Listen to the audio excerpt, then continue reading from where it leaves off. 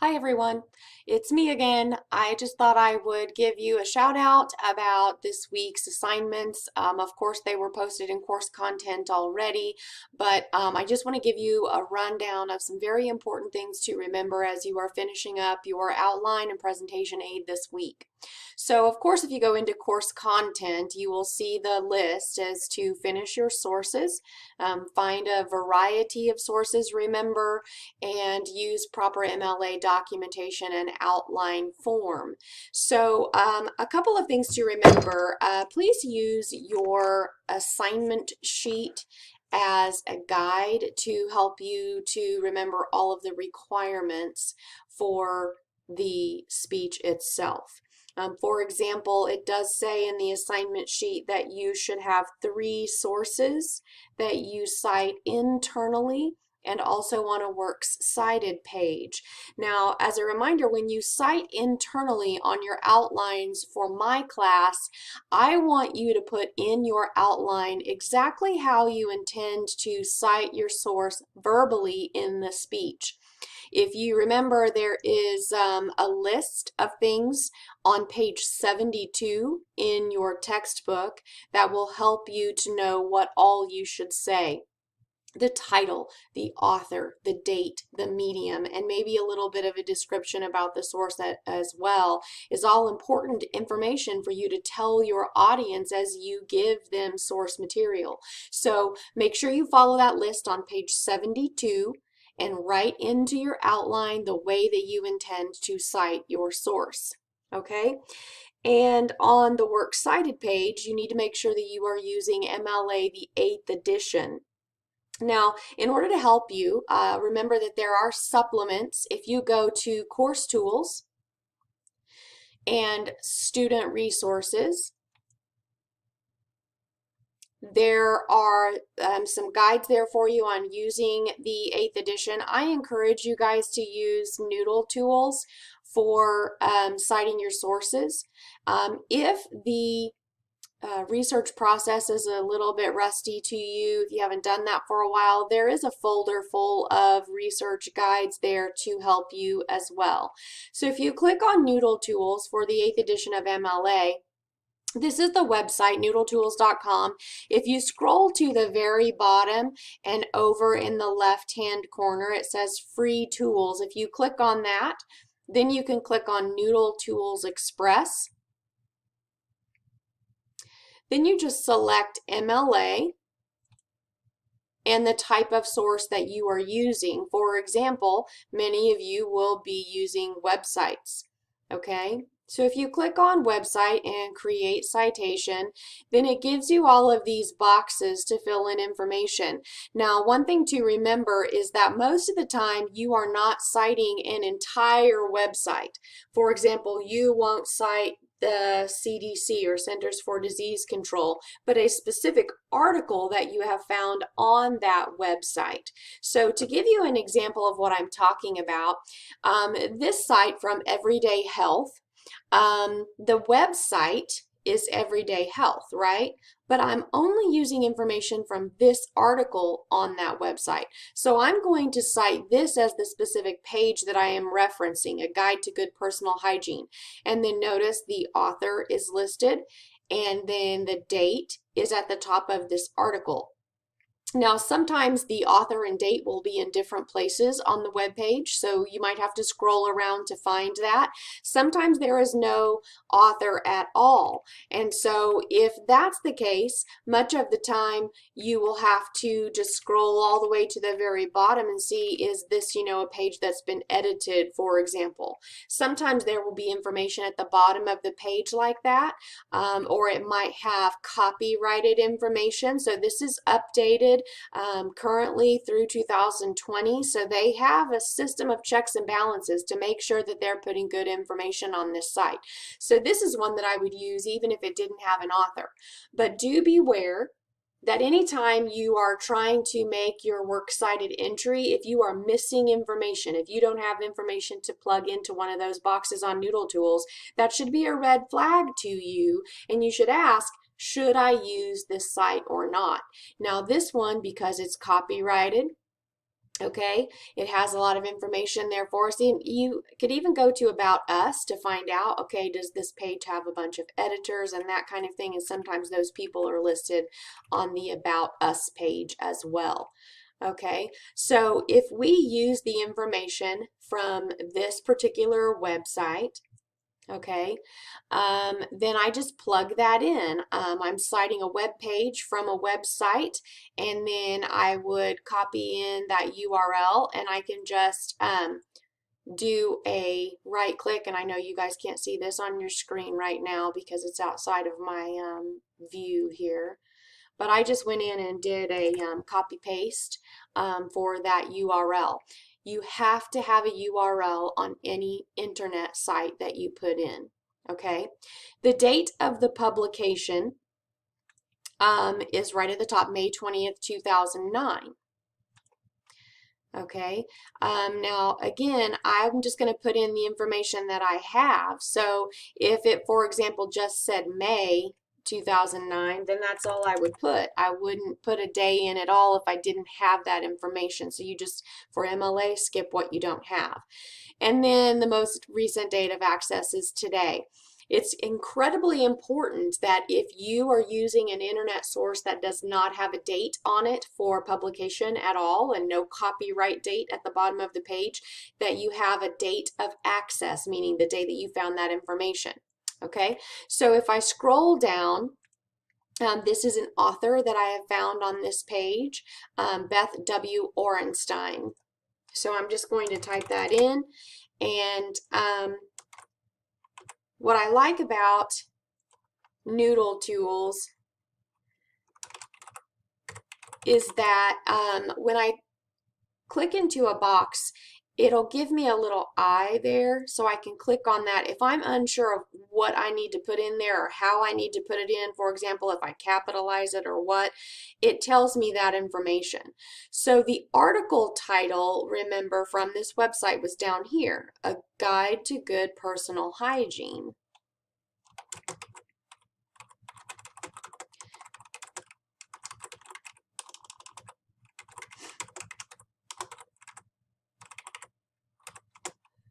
Oops, I think I spelled it wrong. That's another thing that I like about Noodle Tools.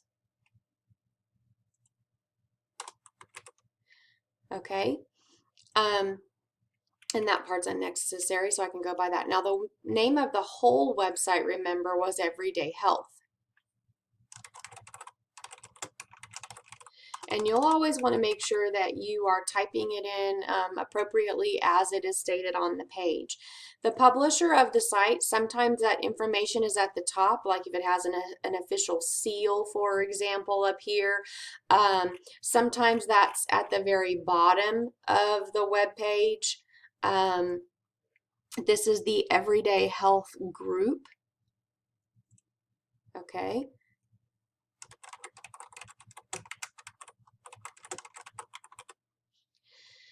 And then I don't have an editor listed or edition or version or anything like that. Now again, I know you guys can't see it, but in the upper right hand corner that says MLA Guide, and there's a little plus sign. So I can click on that, and then it'll come up and tell me what my entries should look like. Okay, so if I click on Save, it'll come up and tell me how that should look on my Works Cited page at the end of my outline. So I can just go in here and right click, copy paste it into my Word document into alphabetical order by the beginning of the entry. Okay, so you will have to make sure that you format your Works Cited page using the same standard formal formatting that we've been talking about. Times New Roman, 12-point font, double spacing, that's 2.0, remove spacing after paragraph so you don't have an extra line in between all of your entries, all that kind of stuff. You're gonna have to make sure that you go in and double check that. Okay, so that's all about your MLA citations for your outline.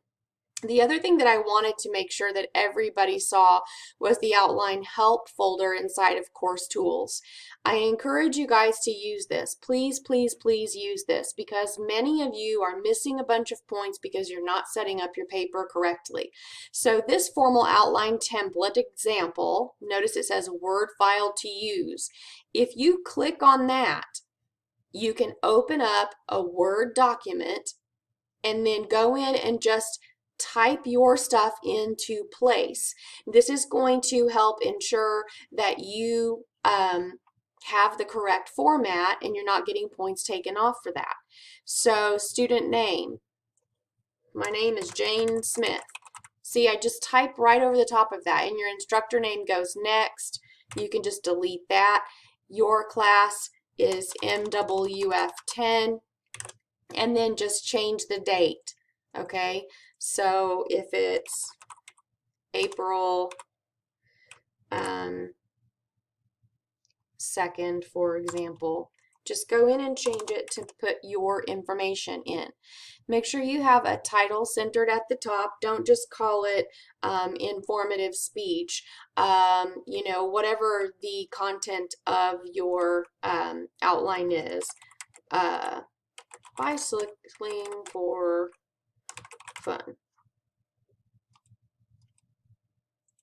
Okay, then you can type out your introduction. Again, just take this out.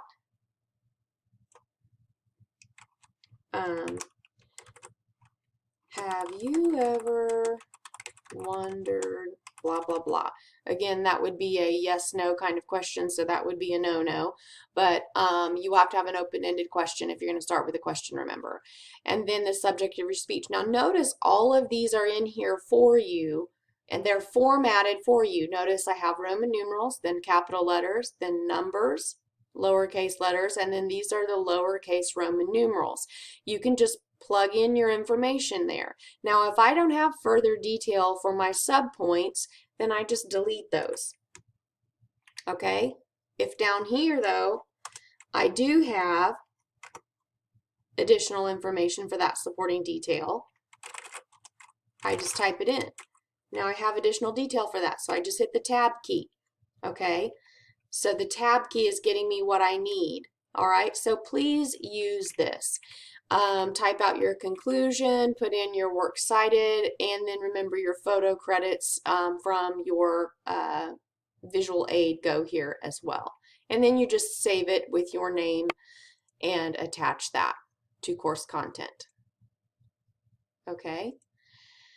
And so the assignments are there for you to attach your speech outline. And then you will attach your visual aid. Remember that you have to have 4 informational slides for that. I encourage you to review the chapters 19 through 21 on the expectations for visual aids.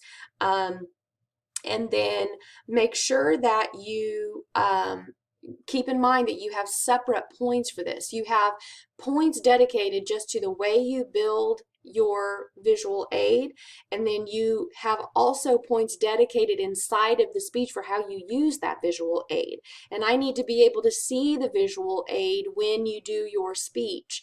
So if you go into the folder on doing speeches online, there are guidelines for you on submitting your speeches, things that you have to keep in mind. For example, that you have to have someone that you show in your video as an audience member. Okay? If you are setting up your visual aid, you can do that a variety of different ways. You can just show it from a laptop beside you when you give the speech. I want you to emulate as much as possible how you would actually be doing the speech in class. Sometimes, depending upon what kind of television you have, you can actually connect your laptop and your television so that you show your slides through your television, so you can just stand beside that. Either way, I have to see what it is that you're showing me as a visual aid in the speech. Now, this might be a little bit clunky for you the first time you do this, so make sure that you practice ahead of time using the visual aid before you record the speech. Okay? Um, Now I'm about out of time. I only get 15 minutes on Screencast-O-Matic, so I'm going to go ahead and end here. Please reach out if you have questions or you need help. And great, I wish you good luck, and I will talk to you soon. Have a good week.